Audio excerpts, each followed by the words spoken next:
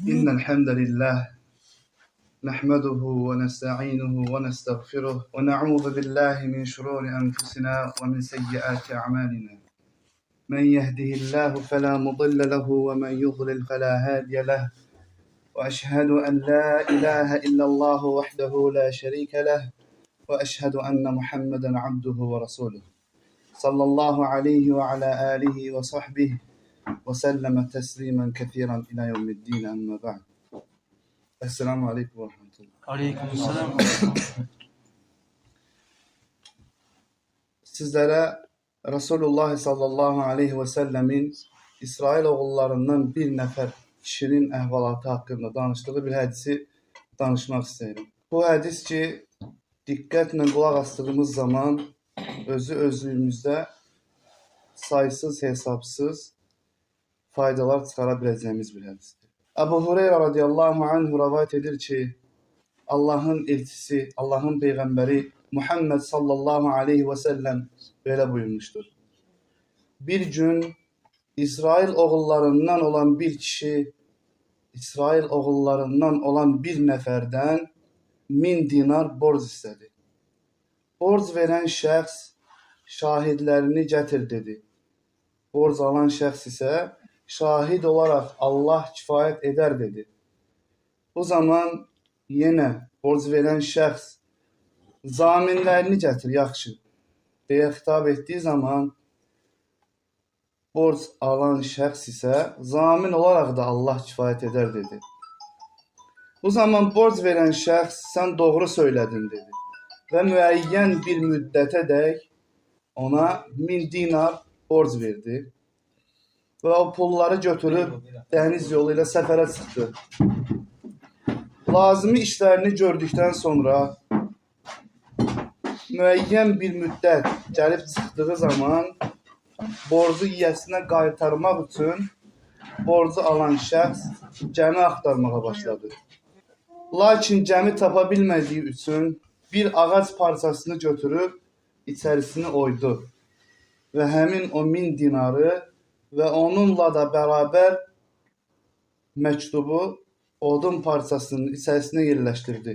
Həmin odun parçasının oyuq yerini bağladıqdan sonra onu dəniz kənarına gətirdi və Allahım, sən bilirsən ki, mən filan şəxsdən 1000 dinar borc istədim.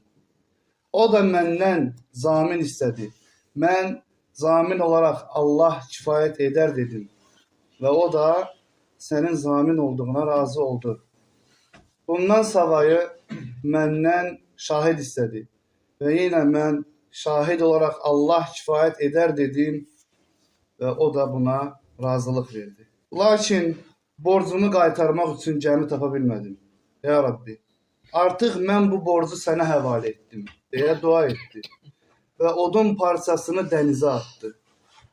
O da suya qərq oldu və həmin şəxs oradan çıxıb getdi.